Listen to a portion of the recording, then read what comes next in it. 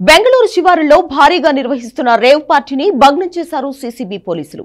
బెంగళూరులోని electronic city దగ్గరలోని ఓ farm house పై దాడి చేశారు. ఇందులో పాల్గొన్న ఆంధ్ర, తెలంగాణతో పాటు బెంగళూరుకు చెందిన 100 మందికి పైగా ప్రముఖులు దొరికిపోయారు. వీళ్లలో 25 మందికి పైగా యువతులు కూడా ఉన్నారు. కొందరు రాజకీయ పార్టీల నేతలు, టాలీవుడ్ సెలబ్రిటీలు కూడా ఇందులో పాల్గొన్నట్లు సమాచారం. డీజేలు, రేవ్ పార్టీలో కనిపించే మోడల్స్, టెక్కీలు ఉన్నట్లు తేలింది. పార్టీలో డ్రగ్స్, ఎండీఎంఏ, కొకైన్ కూడా పట్టుబడినట్లు అధికారులు తెలిపారు. బెంగళూరు శివారులో ఎలక్ట్రానిక్ సిటీలోని జిఆర్ ఫామ్ హౌస్ లో బర్త్డే పేరుతో పార్టీ నిర్వహించారు. ఆదివారం సాయంత్రం 5 నుంచి సోమవారం ఉదయం 6 గంటల దాకా పార్టీకి ప్లాన్ చేశారు. 30 నుంచి 50 లక్షలు ఖర్చు చేసి ఈ పార్టీని ఏర్పాటు చేశారు.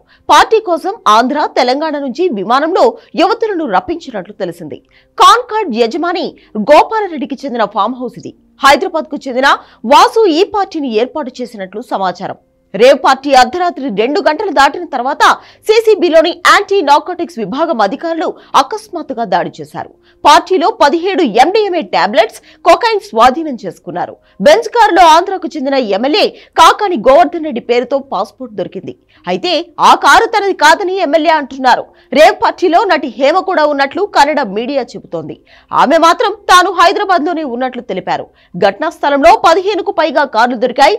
ఇందులో ఐషారామి, మెర్సిడెస్ బెంజ్, జాగ్వార్, ఆడి కార్లు కూడా ఉన్నాయి. సిటీ లోపల సీసీబీ దాడులు జరుగుతుండటంతో ఔటర్ జోన్ లో ఈ పార్టీకి ప్లాన్ చేసినట్లు అధికారులు తెలిపారు. నార్కోటిక్స్ స్నిఫర్ డాగ్స్ తో స్థలాన్ని తనిఖీ చేస్తున్నారు.